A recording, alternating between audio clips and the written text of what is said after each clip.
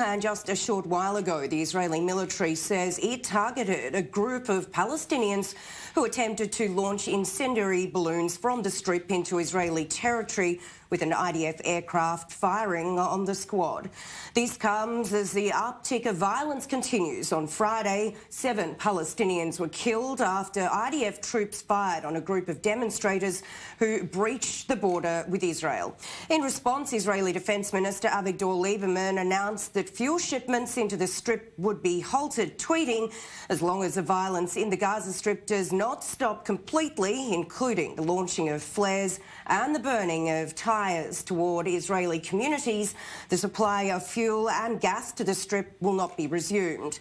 Prime Minister Netanyahu also addressing the Israeli cabinet and had this to say. Hamas didn't get the message. If they don't stop the violent attacks, the attacks will be stopped in another, more painful way. Very painful. We are very close to a different kind of action, an action that will include very powerful blows. If Hamas has any brains, it will stop the attacks now.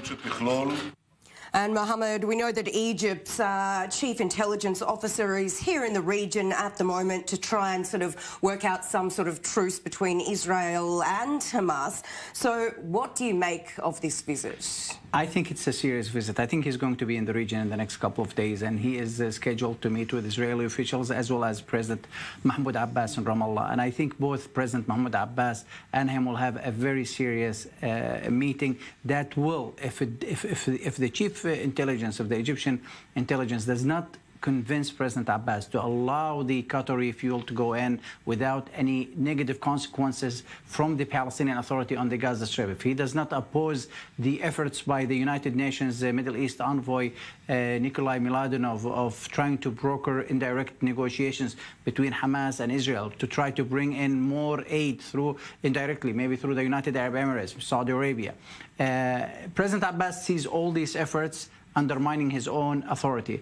These efforts, in his eyes, marginalize the Palestinian Authority, and that's why he is very unhappy. In fact, we've heard from top Palestine Liberation Organization officials condemning the UN Middle East envoy Miladinov, saying that they will not be working with him anymore and that the Palestinian Authority deems him a threat to the Palestinian national security. If the Egyptian national security or the Egyptian intelligence chief does not convince President Abbas that this is for the better of the Palestinian people in Gaza and it's for the general good of the Palestinian people, I think we will see a couple of things take place.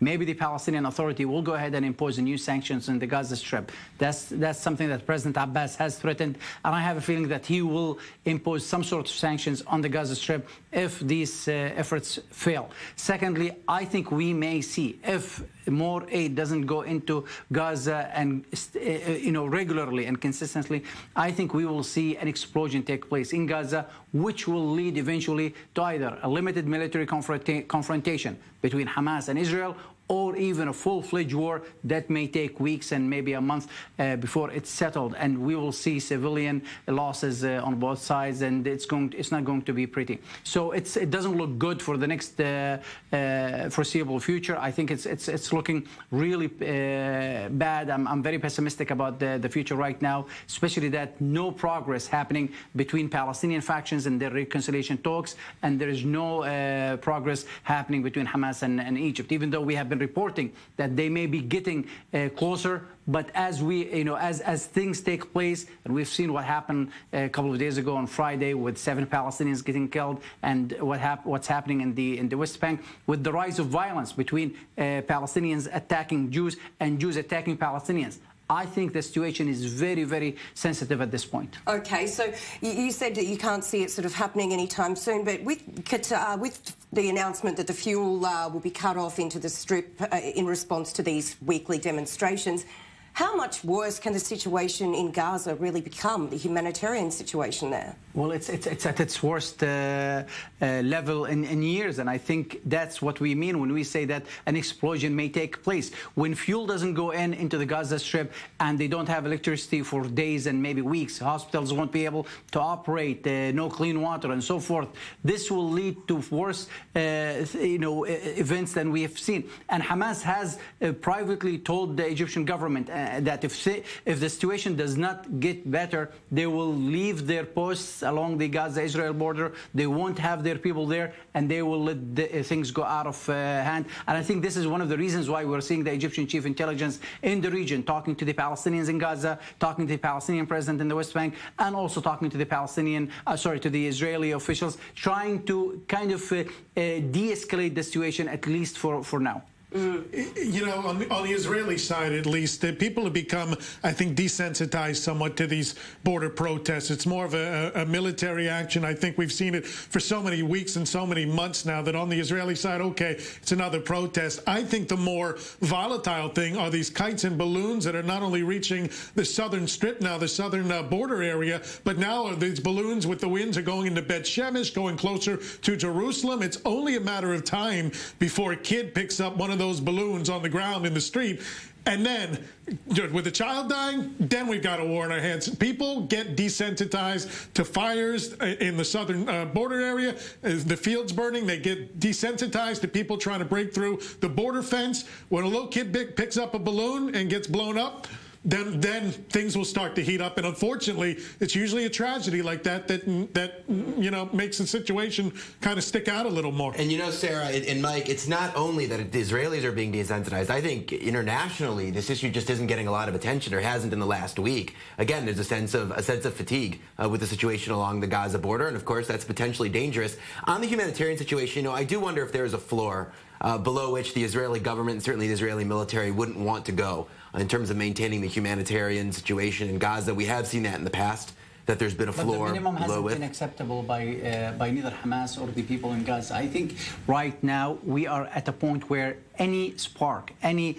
misdirection in this whole situation may lead us to a bigger or a war that may lead to a worse situation that we are seeing. Maybe the international community and maybe the Arab world they're all busy with their own domestic issues, and they are whether it's the Saudi journalist being missing in Istanbul or other situation in the U.S. and elsewhere. But I think right now, if it goes out, if the situation goes out of hand, I think the international community will come back right to it, and the attention is right there. And that's exactly why the United Nations Middle East envoy Miladinov, as well as the Egyptian government, they know full well that the situation are really on the verge of an explosion, and that's why they're trying their best, and they're putting forth their best effort trying to de-escalate the situation, diffuse the situation. We've been hearing reports about a potential ceasefire for what, about 6 weeks, 8 weeks now?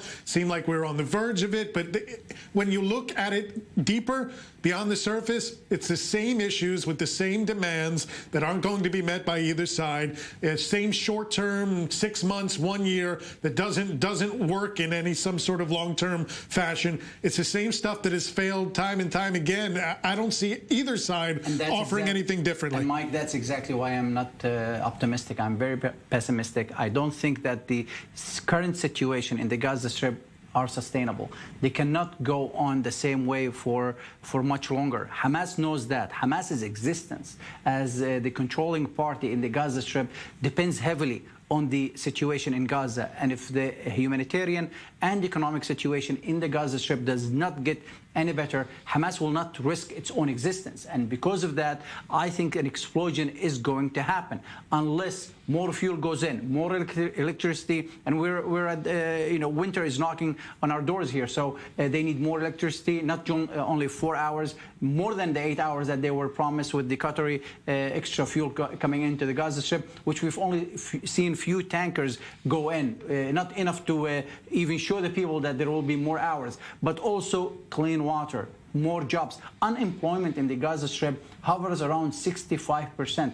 That is not, that's not the unemployment rate that you want to have anywhere to keep people, at least satisfied and not going out protesting and, being violent.